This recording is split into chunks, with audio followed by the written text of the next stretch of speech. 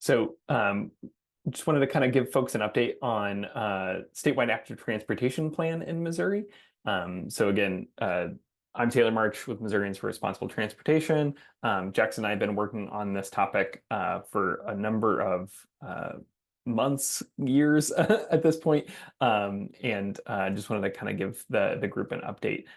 Since this was highlighted in the past as one of the kind of primary things that folks within the Missouri Complete Streets Advisory Committee wanted to see at the state level. So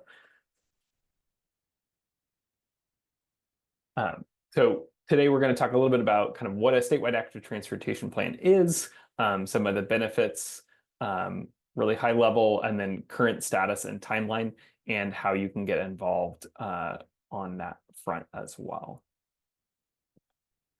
So we'll skip over the introduction to MRT and just kind of dive right in. So a statewide active transportation plan, most of our border states have this. Missouri is one of only 7 states at this point that doesn't have a statewide active transportation plan, and we're the most populous without such a document. But they do a variety of different things. You can see some different definitions from other states here.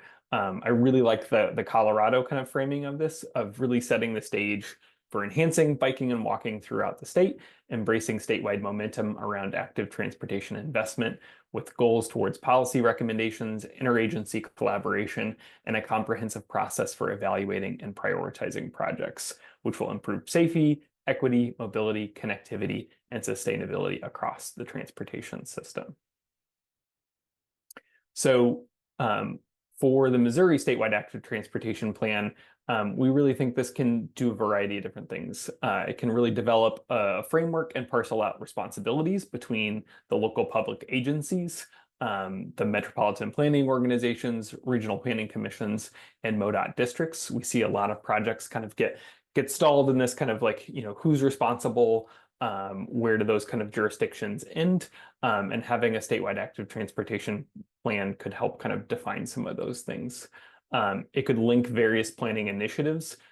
We work across the state and have been working with a lot of small communities that are putting together active transportation plans for their individual communities. But what happens kind of at the edge of that jurisdiction is always kind of a question mark when there's not kind of a state level vision and framework for how things are connecting.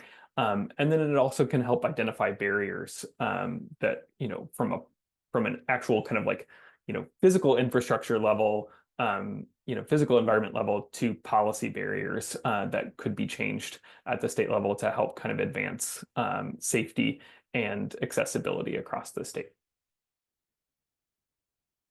So one of the reasons we feel like this has kind of really been elevating in the last couple of 12 months is a variety of other statewide initiatives that have kind of made a call for such a document. The Department of Health and Senior Services has been putting together their master plan on aging, and this is really looking at how individuals are able to kind of age in place and still get to the things that they need to go to. And so a lack of transportation options as folks are not able to use their cars anymore has really come out as a high need from that document. About a third of Missourians don't have access to a vehicle. And so when we're kind of reliant on automobile transportation for folks to get around, as folks, hopefully all of us get to the point where like we're not able to safely use a car anymore, and it's time for us to give up our driver's license because we're not able to safely operate that vehicle. But the goal is that doesn't impact our quality of life when we get to that point. Or, for some reason, if we became disabled or something like that as well. Those are all reasons why a statewide active transportation network is really important.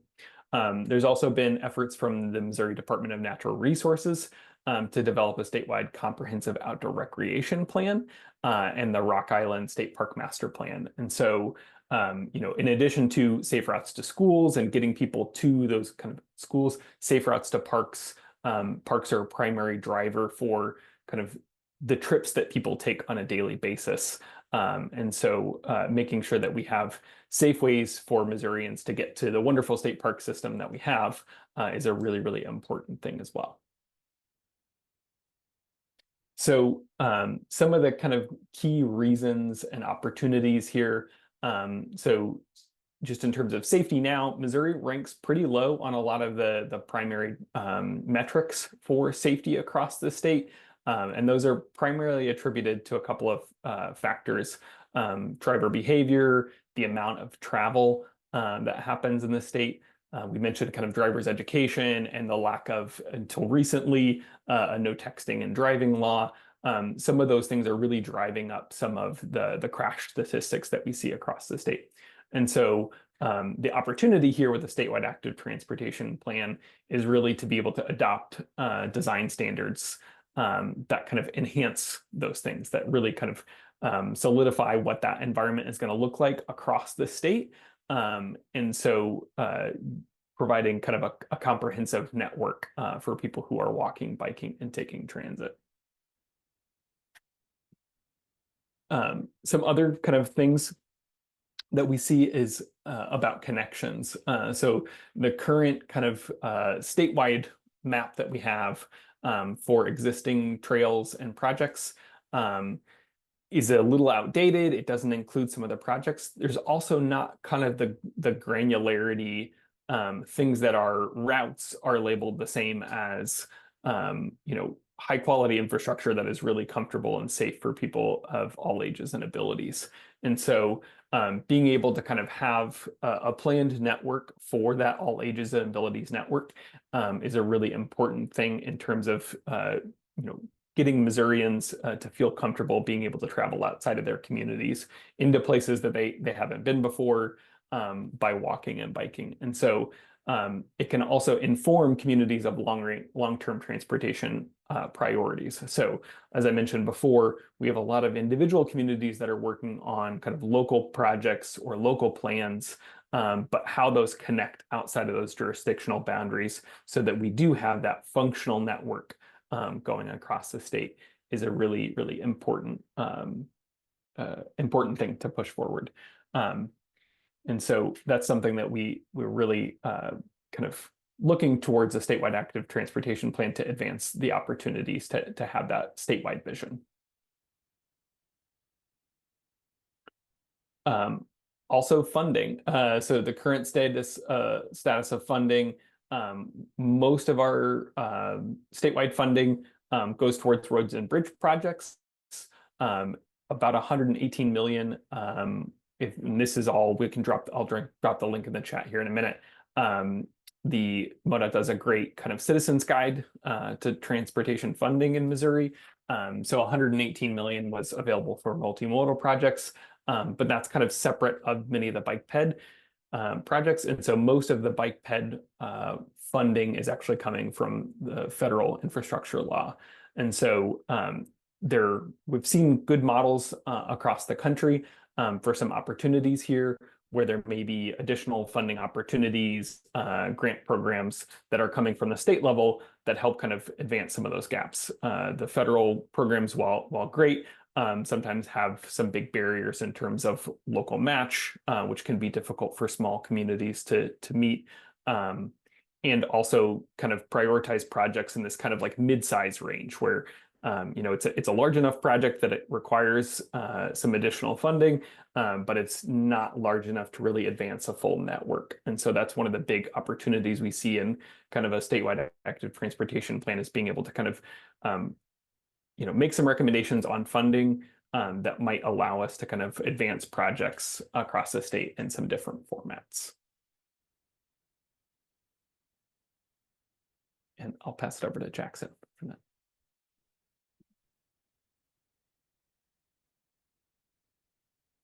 Sounds good. Thank you, Taylor. So Taylor had mentioned that there's a lot of work happening locally and at a regional level.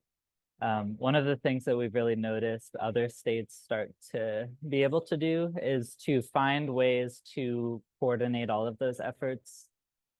So without a statewide active transportation plan, we are missing a lot of that coordination. I know within the Missouri Complete Streets Advisory Committee, there's a lot of regional planners and folks that work in cities. So we just wanted to highlight a few examples of where we've seen some of this coordination.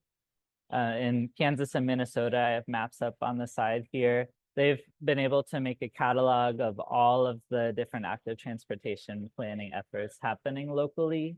And some active transportation plans at the statewide level are doing their best to incorporate what's happening regionally into developing a statewide vision. So this list I have here for the state of Arkansas, because all of this work was happening at the local level, they really were trying to take as many lessons learned there to incorporate into a statewide plan. Missouri has a bottom-up approach to planning. So we think that this is a good opportunity to be able to look at what's happening at a rural and urban perspective across the state and look to other states to see how we can emulate some of those efforts when it comes to MoDOT. But just wanted to highlight and bring this all home is that we really do think the time is now for a statewide active transportation plan. In 2018, MoDOT had released the most recent long-range transportation plan. There really were not a lot of references to bicycle pedestrian need or emphasis in the plan itself. However, we've gotten word that over the last 1 to 2 years, MoDOT has really been looking to make improvements in that regard and to focus on long-range planning that incorporates all modes of transportation. So what we've learned is that in April 22 or 22nd of 2024, MoDOT had issued an RFP for a long-range transportation plan update. And they have selected a consultant to begin that process. But one of the things that we wanted to highlight here is that in that RFP, they had had a specific bullet point that says, assess the statewide interest and need for a statewide bike and pedestrian plan and establish a possible framework for that plan. So what that gives us is, as we talked about previously in this meeting, December 31st, 2025 is the deadline for the MHTC, which is the Missouri's Highways and Transportation Commission, to review, offer a public comment period, and then eventually adopt a long-range transportation plan. CDM Smith has been accepted and I think is currently in the process of signing a contract sometime this month, if it hasn't already happened, to get this process started.